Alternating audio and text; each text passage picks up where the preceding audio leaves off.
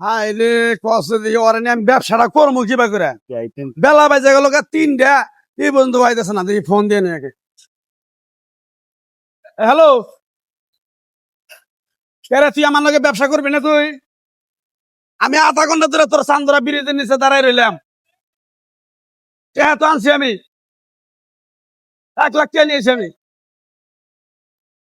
যদি তুই আমার লগে ব্যবসা না করস তুই আমার ডাইরেক্টলি কয়ে দে তোর লগে আমি আর ব্যবসা করবো না ভাই হ্যাঁ তোর নিকে আমি প্রতিদিন আমি খারে থাকার না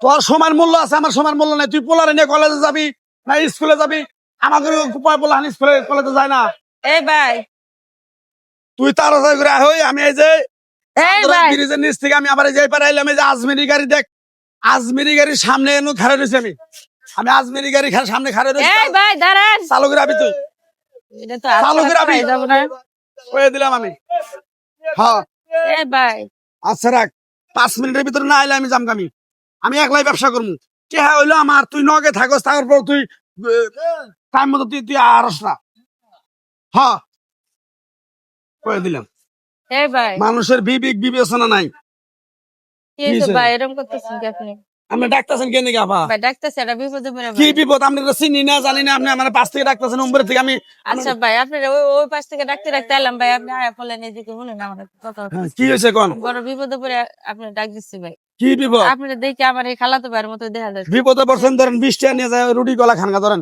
না ভাই না আমি কি ভিক্ষা করি ভাই আমার দেখে কি মনে হয় আমি ভিক্ষুক?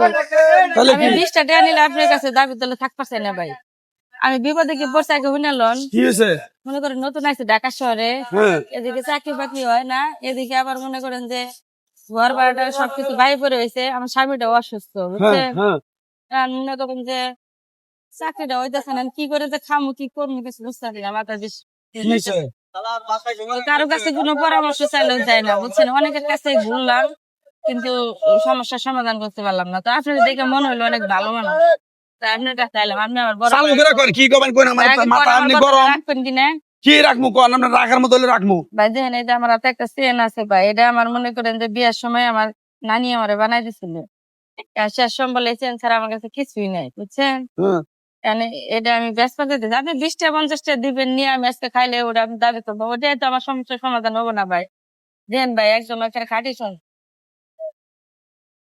শোনা ভাই একটা বল বল করে আমার নানি শখ করে আমার বানাই দিছিল ভাই শুনবেন না হ্যাঁ ভাই এটা হলো ব্যস্ত যাইতেছি স্বর্ণকারে গেছিলাম মনে করুন যে চিনি না বেলা করে হারা দাম কম দিবার চাই বুঝছো খাদ যাবো এটা যাবো ওটা যাবো এখন কয়টা নিবেন আপনি এটা ভাই এখন স্বর্ণের যে দাম ভাই এটা বানাবার গেলে 1 লাখ টাকা লাগবে আপনার হ্যাঁ আপনার ভাই কিছু কম দিয়ে নেন কেমন 20,000 টাকা দেবো 20,000 না ভাই 20,000 টাকা আমি কাছে গরু কিনবেন নাকি আমার কাছে টেহাই আছে অল্প বোঝেন যদি 20,000 টাকা দেন তাহলে আমি নিমু নাহলে বাপ আমি নিম না আচ্ছা ভাই আপনি বিবেক করে একটা কথা কর দেখেন মানে তুই ভাই 20,000 টাকা খারা ধরে আইসত আরে আমি চান্দরা ইস্টালে আমি কইলাম না আজমিরি গাড়ির সামনে আমি দাঁড়াই রয়েছি